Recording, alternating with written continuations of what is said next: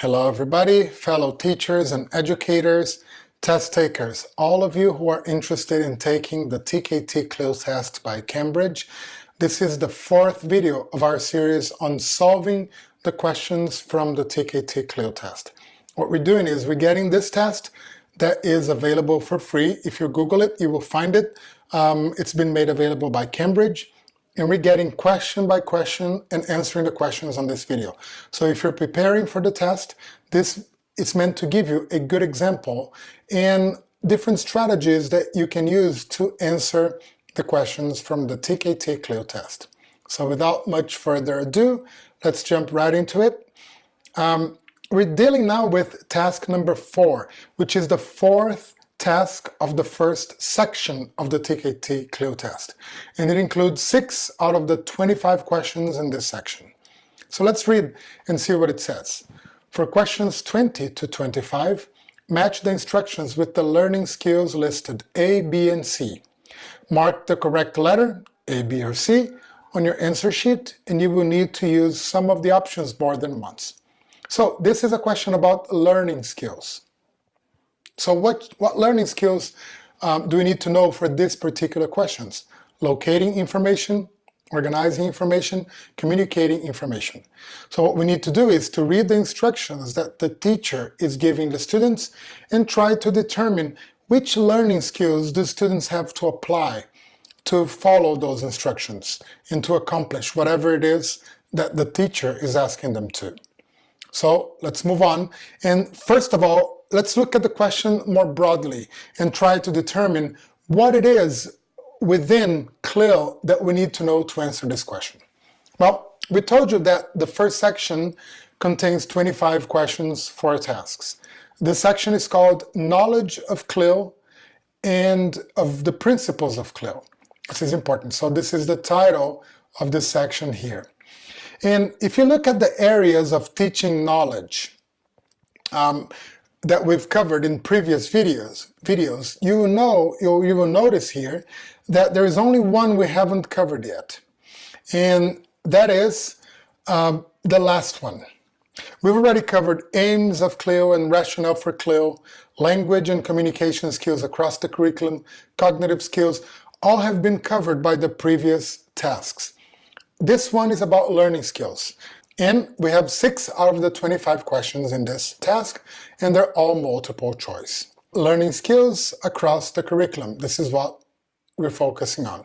So what do we need to know about learning skills before we solve this question? Learning skills are also called learning strategies, and they can be grouped or divided in many different ways. Here we put them in 4 main groups: learning together, managing information, writing and reading, learning to learn. Of course, those are way too many, and they wouldn't include all of them in the task. So you can see that in our list we have finding information, which corresponds to locating information. Organizing information is also there. Communicating is also there. So they took 3 of the many learning skills and strategies, and they just created instructions based on those 3 and want us to determine or match them. Of course, we don't know which ones they're going to choose, so it's always important to have a very broad and wide understanding of what the learning skills and strategies are. So I'm putting this list here so that we can be reminded of this and be really aware of what we need to study before the test. And there's a video that we've put together on learning skills, and we put a link to it at the end of this video for those of you who want to learn a little bit more. So let's go straight to the questions. So what is it that we need to do here? So the task is to match the instruction to each instruction to a learning skill.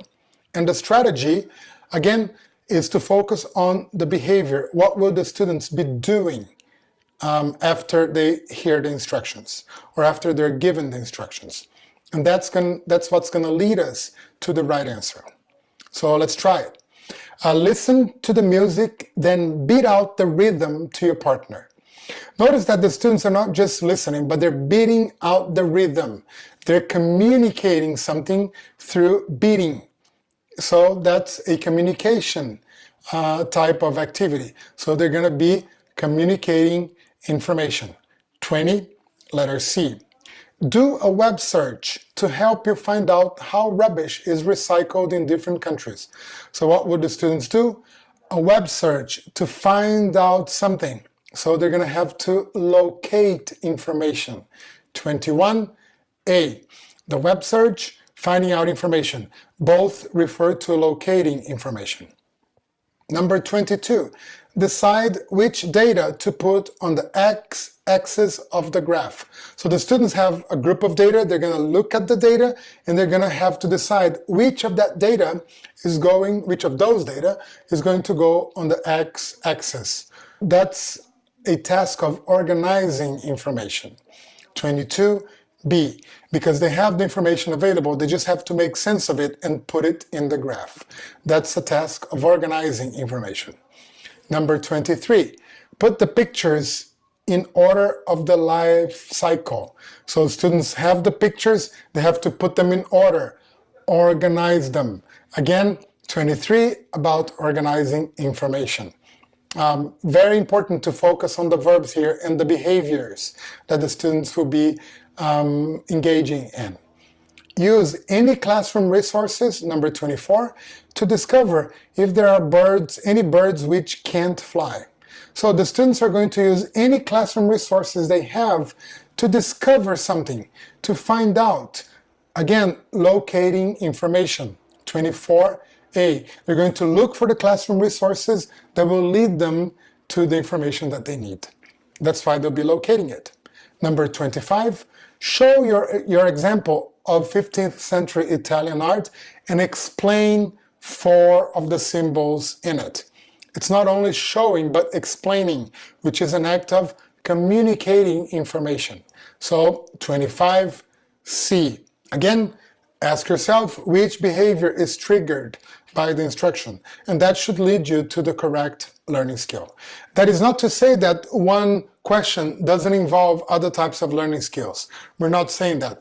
We're just identifying the main one that's being triggered by the instruction.